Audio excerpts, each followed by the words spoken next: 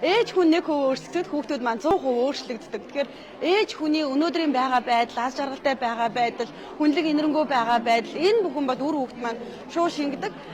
Алин модноосоо хоол унахгүй гэж үг байдаг. Тэгэхээр бид нар үр хүүхдээ ямар болгомоор байгаа юм бэ? Яг тэр байдлаар өөрийнхөө стандартыг бас тогтоох нь их чухал юм шиг санагддаг. Энэ утгаараа бид нар хөөрхөн дэлхийн төрийн бос байгууллага Diamond Active хамтраад одонтой ээжүүдийг үлгэрлэх, илүү дараагийн түвшинд үр хүүхдээ манлайлах, жаргалтай ээж байхын тухайд энэ ивэнтээ болоод зохион байгуулж байгаа. Ээжүүд бид нар бол үр хүүхдийнхаа ментор буюу тэр хүний хамгийн сайн хувилбарыг бүтээж илүү олон тэр шатыг дамжих байсан бол аль болох богино хугацаанд явах энэ замыг нь гэрэлтүүлэх хүмүүс бол ээж нар бид нар одоо ямар нэгэн сургууль эсвэл нийгэмд найдахаас илүү ээж хүн өөрөө гэрийн боловсролоор үр хүүхдээ хамгийн сайн хувилбарыг нь бүтээж энэ зүйлийг бол ээж нар өөрсдөө чиглүүлэх юм аа гэж бодож байгаа. Ээж нарын асуудаг асуулт одоо хүүхдтэйгээ хэрхэн ойлголцох вэ? Хань ижлтэйгээ хэрхэн ойлголцох вэ? Илүү том болоод одоо энэ сошиал ертөнд 21-р зуун болчихсон учраас энэ зүйлийг одоо бидний нийгмээс өөр болчлоо гэж хэлдэг. Тэгэхээр яг харахгүй бид нар менторийн хувьд зөвлөхөд бол ээж нар бид нар яг өнгөрсөн тийм байсан гэхээсээ илүү яг одоо нөхцөл цагт ямар байгаа юм бэ? Энэ цаг үед бид нар өөрсдөө яаж хувьсан өөрчлөлт хэрэгтэй юм бэ гэдгийг нь одоо сануулж хэлдэг. За тэгээд дээрэс нь мэдээж мэрэгжлийн хүмүүст хандахыг бол зөвлөдөг.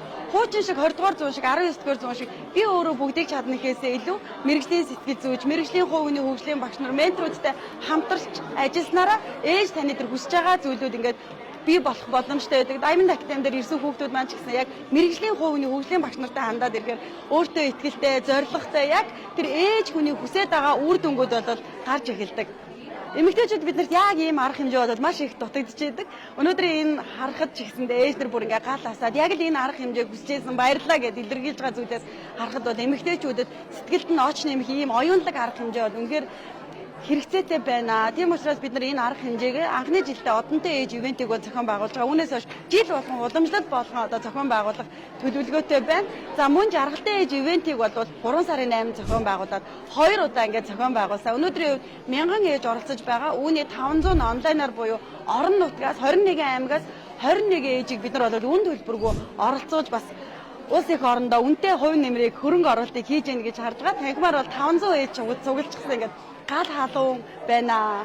Эмэгтэй хүн болгон хүүхдийн хамгийн сайн хувилбарыг бүтээхийг хүсдэг. Энэ зүйлийн эхлэл нь бол ээж өөрөө байдаг. Ээж хүн жаргалтай байвал үр хүүхэд нь ингээд жаргалтай тэр хүссэн хамгийн сайн хүн болох боломжтой гэж боддог.